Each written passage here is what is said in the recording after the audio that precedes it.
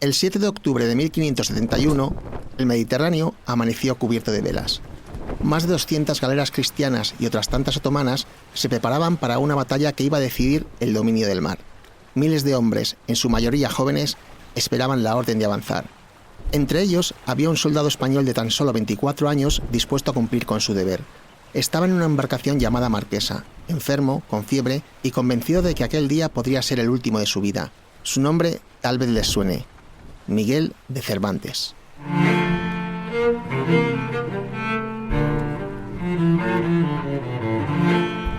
Han pasado más de 4 siglos desde aquella batalla y todavía seguimos repitiendo que en Lepanto Cervantes perdió la mano izquierda por gloria de la diestra. La frase ha pasado de generación en generación, grabada en monumentos y libros escolares. Estas semanas hemos oído hablar mucho de Cervantes, sobre todo con el estreno en cines de El cautivo, la película de Alejandro Amenábar, y en los últimos días se ha presentado una nueva biografía del autor del Quijote de la Mancha. Pero además del mito, ¿qué sabemos realmente sobre la participación de Cervantes en la batalla de Lepanto? Yo soy Israel Viana, redactor de la sección de Historia de ABC. Y yo, Manuel Garre, de la sección de Podcast. Hoy, en Estamos en la Historia, Cervantes, la verdad tras el mito del héroe de Lepanto.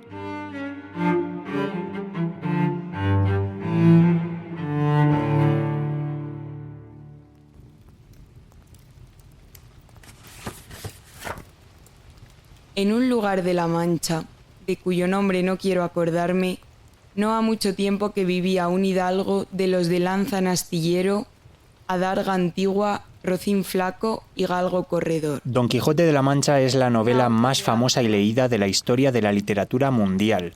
Una sátira a las novelas de caballería de la época que ha cautivado a millones de lectores a lo largo de las décadas. Algún palomino de añadidura los domingos consumían las 3 partes de su hacienda. Esta obra posicionó a Cervantes en el trono de la literatura y lo convirtió en una figura de gran interés.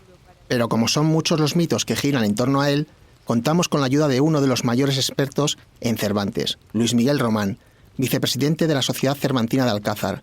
Con su ayuda nos sumergiremos en los documentos, en las crónicas y en la vida de aquel soldado de Lepanto. Si pudo ser famoso es por la orden de búsqueda por haber herido en Madrid a un tal Antonio de Segura, por lo que Miguel de Cervantes fue declarado en rebeldía al no presentarse al juicio y condenado a que le cortasen una mano. Esto sucedía en 1568, unos pocos años antes, siempre que el autor de la cuchillada fuese luego el famoso autor del Quijote, algo que personalmente tengo mis dudas, ya que en ese tiempo, en lugar de ir por ahí dando cuchilladas, debería estar sentado en un pupitre de madera con López de Hoyos en el estudio de la Villa de Madrid que regentaba. Para entender el papel de Cervantes en Lepanto, debemos situarnos primero en el contexto de su tiempo. En 1571, Europa vivía bajo la amenaza constante del Imperio Otomano, que había conquistado Chipre y se expandía sin oposición por el Mediterráneo oriental. Para enfrentarse a él, el Papa Pío V promovió una coalición de potencias cristianas conocida como la Liga Santa, integrada por España, Venecia y los Estados Pontificios. Comandando las fuerzas españolas estaba don Juan de Austria, hermanastro del rey Felipe II. Entre los miles de soldados del tercio español figuraba un joven Cervantes, nacido en Alcalá de Henares en 1547. Llevaba ya varios años sirviendo en Italia, pero en aquel momento Cervantes era aún un soldado modesto, de rango bajo, sin fortuna ni apellido ilustre. No era un héroe ni un aventurero romántico, sino un hombre más entre los muchos que buscaban en el ejército una salida, un salario o simplemente un destino. Sabemos que formaba parte de la compañía de Diego de Urbina dentro del tercio de Miguel de Moncada y que en los días previos a la batalla se encontraba enfermo, probablemente de fiebre o malaria. Sin duda fue uno de los muchos cristianos supervivientes y heridos en aquel domingo 7 de octubre de 1571. El mito realmente empieza en 1738, más de 2 siglos después de publicarse El Quijote, cuando un inglés, el barón de Carteret, para incorporar en el Quijote que iba a imprimir en Londres, encarga al valenciano Gregorio Mallán que le preparase una biografía, una vida y hechos del autor, ya que se desconocía absolutamente todo de él. Mallán, entre otras cosas, pues lee en el prólogo de las novelas ejemplares lo orgulloso que Cervantes estaba porque perdió en la batalla naval de Lepanto su mano izquierda de un arcabuzazo, herida que, decía Cervantes, aunque parece fea, él la tiene por ser hermosa, por haberla cobrado en la más memorable y alta ocasión que vieron los siglos pasados. Se refería a la batalla de Lepanto. Los documentos conservados, cartas, testimonios y sobre todo las propias declaraciones de Cervantes coinciden en lo esencial. Combatió en la galera marquesa, una de las embarcaciones del centro de la formación cristiana.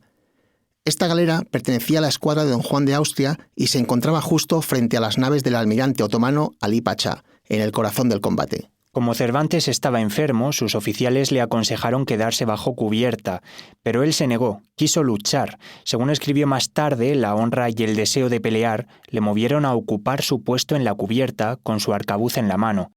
Pero ese gesto tuvo un resultado trágico. Cervantes recibió 3 heridas de arcabuz, 2 en el pecho y 1 en la mano izquierda. Lo evacuaron junto con otros heridos cuando terminó la batalla y lo trasladaron a un hospital de Mesina, en Sicilia. Allí estuvo varios meses recuperándose, pero ¿se produjeron estos detalles tal y como se cuenta en las biografías y ensayos sobre el escritor? Cervantes aprovecha un documento que hizo su padre de él mientras que estaba cautivo para después, en 1590, solicitar un empleo en las Indias, que no consigue. Son preguntas y respuestas, igual que ocurre en otras muchas informaciones que hicieron otros soldados, dirigidas para sobredimensionar los verdaderos servicios prestados. De una manera o de otra, en las respuestas de quienes fueron sus compañeros queda de manifiesto que peleó muy valientemente contra los turcos, aunque estaba ese día enfermo. Después, algunos de sus biógrafos han novelado mucho sobre esta batalla y la participación de Cervantes en ella. Nunca se ha celebrado tanto la participación de un soldado bisoño en una batalla. El interés por el papel que tuvo Cervantes en Lepanto no se despertó hasta que se publicó la primera biografía del escritor en 1738, un siglo después del conflicto. Ahí empezó a forjarse el mito del manco, con el que el autor del Quijote acabó convertido en uno de los héroes principales del histórico enfrentamiento contra los turcos. Hay un dibujo muy famoso realizado por Manuel Castellano a mediados del siglo XIX. Se titula Cervantes en el combate de Lepanto y representa al escritor como si fuera el auténtico salvador de la cristiandad, a pesar de que algunos datos apuntan que fue un soldado más con un papel discreto. Lo cierto es que a día de hoy conocemos cómo se desarrolló el combate hasta en sus detalles más cotidianos, también cómo se organizaba la defensa de una galera y el ataque a las tropas enemigas. Por saber, conocemos hasta que hubo 2 soldados heridos con el nombre Miguel de Cervantes.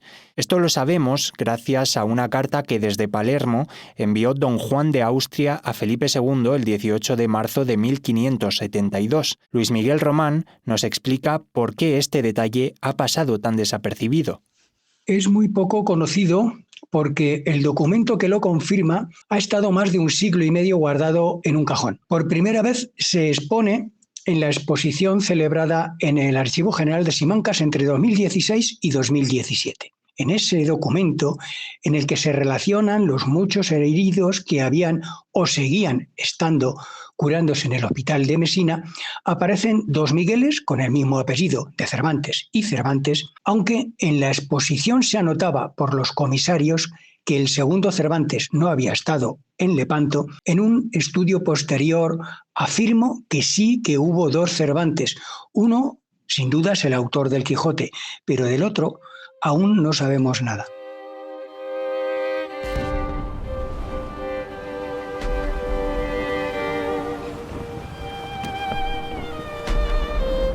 A menudo imaginamos Lepanto como una batalla gloriosa, de caballeros y héroes, pero la realidad fue muy distinta. Fue una carnicería flotante. Los combates cuerpo a cuerpo duraron más de 5 horas. Se estima que murieron más de 30.000 hombres y que las aguas del Golfo adoptaron un color rojizo por la sangre. Cervantes, desde su posición en la Marquesa, presenció aquella violencia de cerca La visión de los hombres mutilados, de los esclavos liberados y de las naves ardiendo tuvo que marcar a Cervantes de por vida. Sin embargo, no hay en sus escritos una descripción directa de la batalla. Cuando escribió El Quijote tampoco hablaba de sí mismo, aunque muchos autores sostienen que la sombra de Lepanto planea sobre su obra. Ese soldado viejo, cansado, que defiende la nobleza del ideal frente a la realidad ingrata del mundo, parece tener algo de Cervantes. En otras de sus obras, como El Coloquio de los Perros o La Española Inglesa, por ejemplo, aparecen soldados desengañados, hombres que luchan por un honor que el mundo ya no premia, y en los prólogos, en sus cartas, en los textos donde deja asomar su voz personal, vuelve siempre a aquel día de octubre de 1571, al que llama, y cito textualmente, la más alta ocasión que vieron los siglos pasados, los presentes, ni esperan ver los venideros. Su paso por la vida militar sin duda lo marcó para toda su vida. Como he comentado antes, en el prólogo de sus novelas ejemplares, él estaba muy orgulloso de su participación en ella, y seguro que cada vez que se mirase la mano izquierda sin poder usarla bien, se acordaría de aquel día. Su experiencia militar queda reflejada en el discurso de las armas y las letras en la primera parte del Quijote y en otros pasajes en los que cualquier militar se identifica especialmente con ellos. Incluso en su obra póstuma, el Persiles pone en boca de un estudiante que se arrodilló a cogerle la mano y decía: sí, este es el manco sano, el famoso todo, el escritor alegre y finalmente el regocijo de las musas. No cabe duda de que el mito de Cervantes servía bien a un país que necesitaba de figuras ejemplares, pero con ello se perdió también parte de la verdad, hoy posiblemente irrecuperable. Cervantes, sin duda, fue un soldado valiente, pero también un hombre herido por la indiferencia, por la pobreza y por el paso del tiempo. Hay algo profundamente cervantino en esta contradicción: ser recordado como héroe cuando en vida se sintió olvidado. Él mismo ironizaba sobre ello. En algunos prólogos y dedicatorias se presenta casi como un fantasma de sí mismo, un escritor viejo y pobre al que solo le queda el consuelo de haber servido bien a su rey y a su fe. La herida de Lepanto, que nunca sanó del todo, le acompañó hasta el final de su vida. Hay quienes dicen que le impedía escribir con comodidad, otros que le causaba dolores crónicos. Cervantes conoció la guerra, la enfermedad, la esclavitud y el olvido en vida, pero más allá del cuerpo, lo que realmente quedó marcada fue su mirada, y a pesar de todo escribió la obra más luminosa, más compasiva y más moderna de la literatura española. Quizá por eso El Quijote no sea solo la historia de un loco, sino el relato de alguien que, como su autor, aprendió a transformar la derrota en sabiduría.